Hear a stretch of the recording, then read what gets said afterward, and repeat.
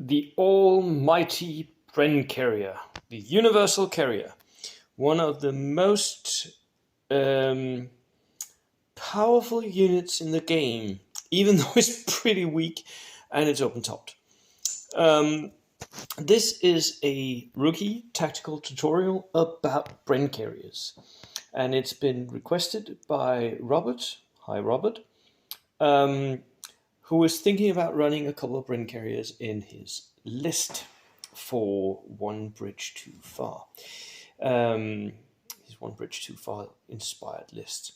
And he was like, well, if it's open topped, so, and it's a transport vehicle, so it runs away, right? When the enemy is closer to it, why is it so good?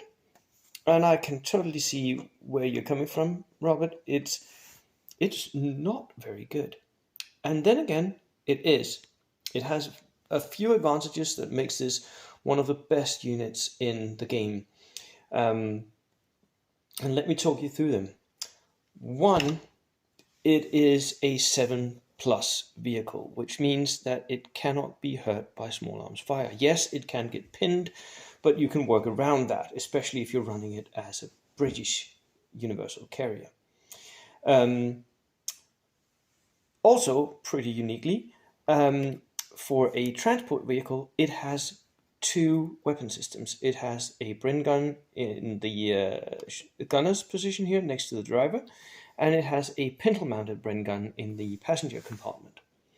Now, the passenger one can only be fired as long as there's someone in the carrier. So it has to transport units, but that is pretty much how most people use them anyway. So most people will either put a flamer team or an engineer group into their Bren carriers, maybe even with a lieutenant close by or in the Bren carrier itself, so that when the flamer team gets out of the Bren carrier, the lieutenant is still in it, so that it doesn't run away if there are enemies closer. And he can still shoot the pintle mounted. Remember though that the pintle mounted is shot by the passengers, so if they are inexperienced, they will shoot with a -1 to hit. Not that it matters much, but it does matter in some cases, especially, I always run my lieutenant as an inexperienced second lieutenant, so he will give me that minus. I can live with it.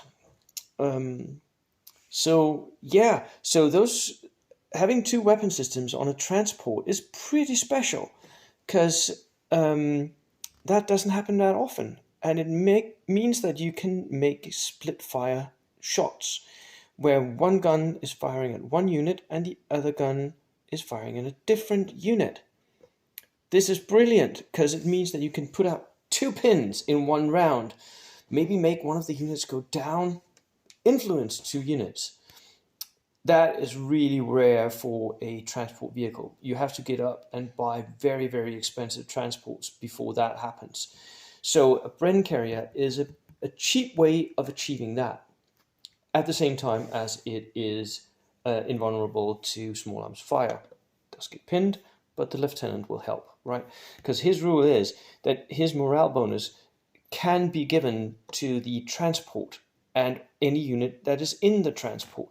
So if he's just sitting in there, and yes, this will get pinned, but his morale bonus will help them make their order tests to still move up.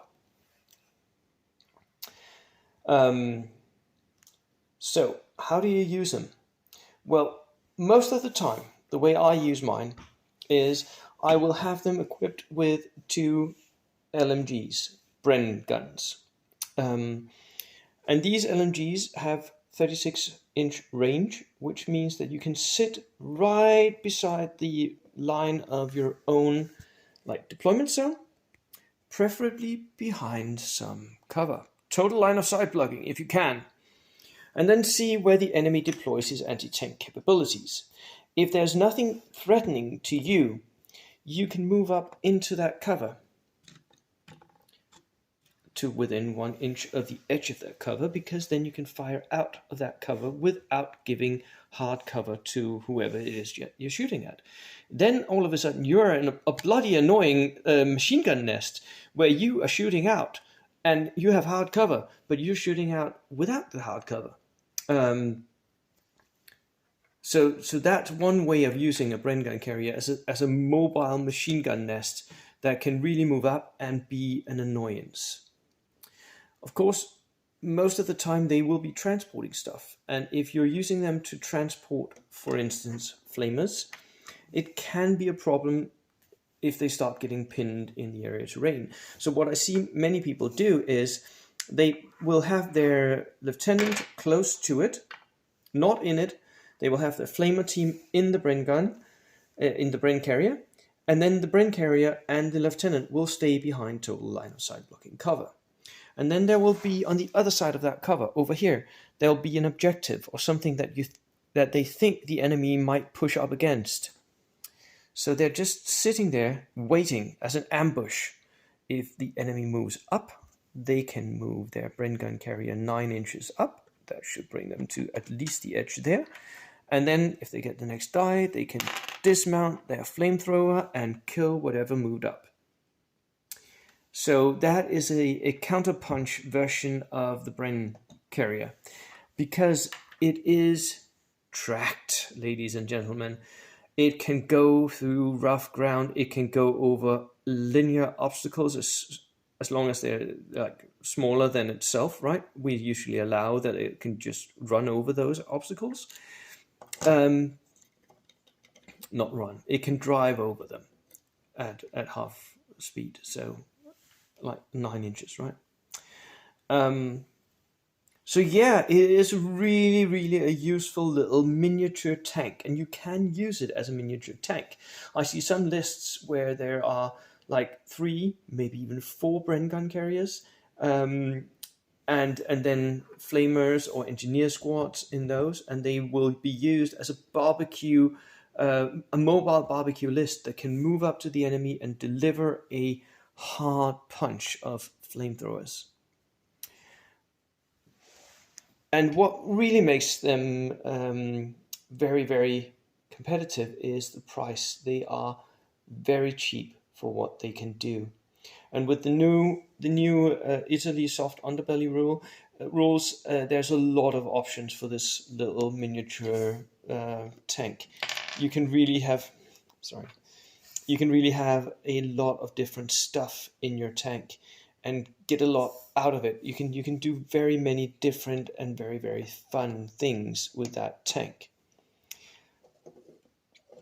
So yeah, that is my rookie tutorial. Use it, for God's sake. It's a brilliant little vehicle. Yes, cool. Cheers, bye.